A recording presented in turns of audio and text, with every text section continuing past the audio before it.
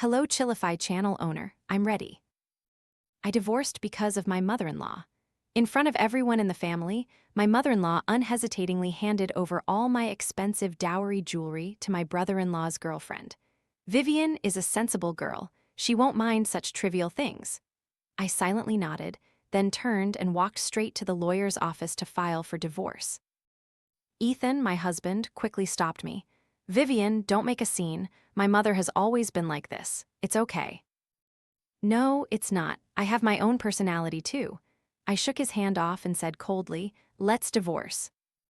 My mother-in-law brazenly removed the jade bracelet from my wrist and immediately put it on Stella, my brother-in-law's girlfriend. Stella, it's your first time here. The elders must give a welcome gift, right? She beamed, her eyes crinkling, and gently patted Stella's hand. This bracelet has such beautiful jade. It suits young people perfectly. I was stunned. Those are the bracelets my mother gave me, telling me to wear them as part of my dowry. They're worth 800 million VND, the most valuable item among all my wedding gifts. A fleeting look of triumph crossed Stella's face, but she feigned refusal. Auntie, this gift is too precious. I dare not accept it. We're family, there's no need to be formal. My mother-in-law shot me a glance. Vivian, don't you agree? All eyes in the living room turned to me simultaneously. Kevin, my brother-in-law, had his arm around Stella, his expression as if this was completely natural. My husband, Ethan, sat beside them, bowed his head, fiddling with his phone, as if completely oblivious. Even Aunt Lily, the housekeeper, stopped wiping the table and silently watched for my reaction.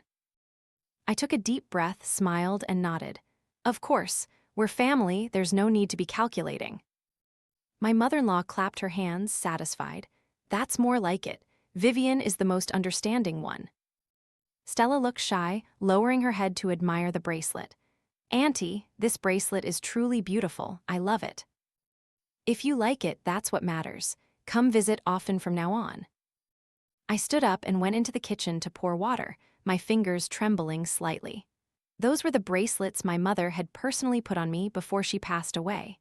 She had told me they were a family heirloom of the Liu family's daughters, never to be lost, no matter where I went.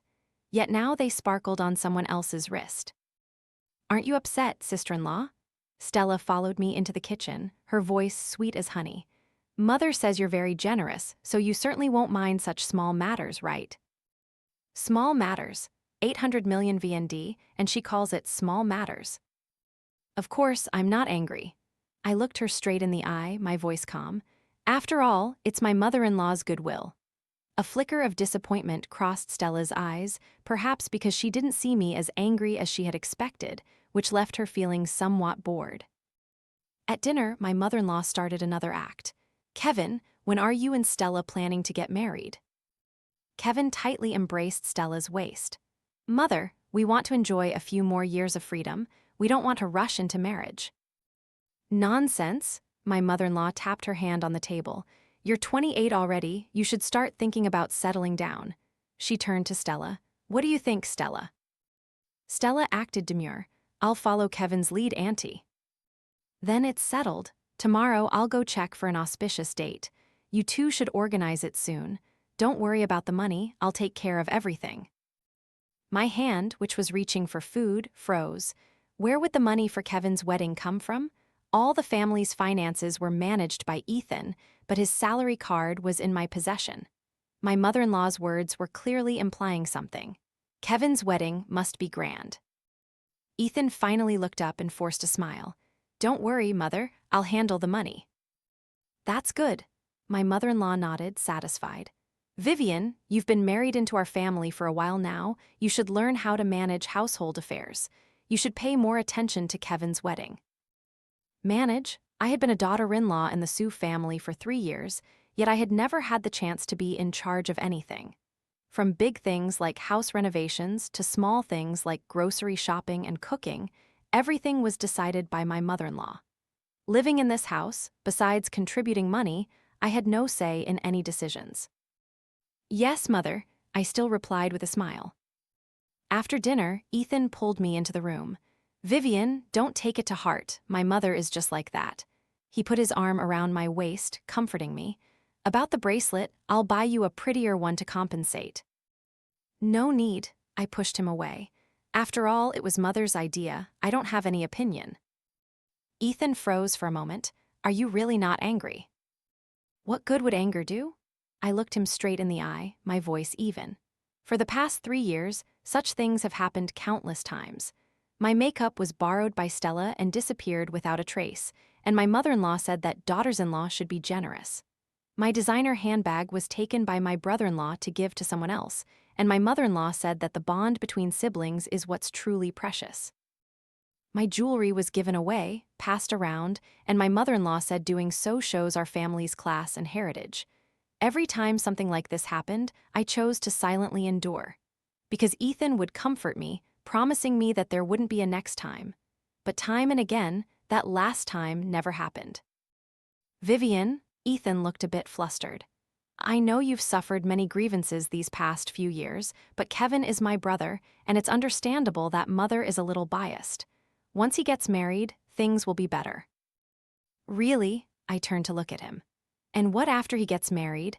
We'll have to buy them a house, look after their children, and then, when we're old, we'll still have to support them, right? Ethan was choked up, not knowing how to reply, but I knew the answer perfectly well. In my mother-in-law's eyes, the eldest son was a money-making tool, the eldest daughter-in-law an unpaid maid. And the youngest son, Kevin, was the golden child of the family, to be cherished and pampered at all costs. This favoritism had reached an excessive level. I'm tired, I want to rest a bit. I lay down on the bed and closed my eyes. Ethan wanted to say something more, but finally just sighed and quietly left the room. In the dead of night, I heard voices drifting up from downstairs. It was my mother-in-law and Kevin. Mother, it seems sister-in-law isn't happy. How dare she? My mother-in-law's voice rang out, sharp and piercing. Once married into the Sue family, you must follow the Sue family's rules. Getting so upset over just a bracelet, truly someone who's never experienced life. But that bracelet seemed very valuable. Kevin's voice held a hint of hesitation. Valuable to what extent? My mother-in-law snorted. How could someone from a humble background have anything precious? Besides, the Sue family has fed and clothed her well. What's wrong with her contributing a few things? Fed me? Oh, really? Every month, I contributed 30 million VND for household expenses, and I also paid for all the gifts for relatives and guests during holidays and festivals myself. Over the past 3 years, the total amount I had spent on this family was at least 2 billion VND. Yet, in my mother-in-law's mouth, it became her raising me. That's right, Mother, Kevin chuckled. Sister-in-law is truly too stingy. She can't compare to Stella. Stella is obedient and understanding, beautiful and gentle. If my brother had married someone like Stella back then, you would have been overjoyed. I opened my eyes, tears silently streaming down my cheeks. So in their hearts, I was just such a person, calculating, ignorant, and unworthy of the Sue family. I picked up my phone and sent a message to my best friend, Sophie. Help me schedule a meeting with a lawyer. I want to discuss divorce. Soon after, Sophie called back immediately. Vivian, what happened? Is Ethan cheating on you? Her voice was full of worry. No, I'm just tired. I briefly recounted everything that had happened that day.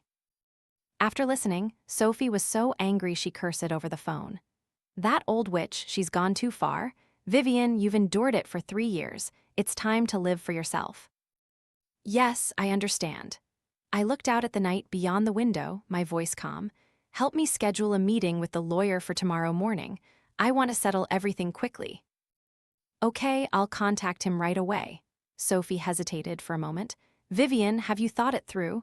Do you really want a divorce? I nodded. Yes, I've decided. Some people will never change, and some wounds will never heal. Instead of continuing to endure, it's better to let go decisively. After hanging up, I walked to the dressing table and looked at myself in the mirror. 3 years of humility and endurance had turned me into a pale and gaunt person.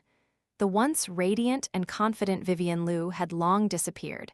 It was time to find myself again. The next morning, I still woke up early and went into the kitchen to prepare breakfast as usual. My mother-in-law picked up her bowl of porridge, eating while scrutinizing. This porridge is bland, Remember to add salt next time. Yes, Mother. Kevin walked downstairs, yawning. Sister-in-law, did you wash my shirt from yesterday? I plan to wear it today. Yes, I did. Check your wardrobe. What about the jeans? Also washed. Kevin nodded, looking satisfied, taking my washing his clothes for granted. I silently observed everything unfolding before me, my heart completely calm. If it were before, I might have flared up at their brazenness and unreasonableness. But now, I felt nothing anymore.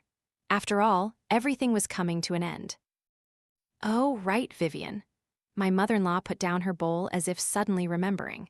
Today, you go to the mall with me and buy Stella some decent clothes.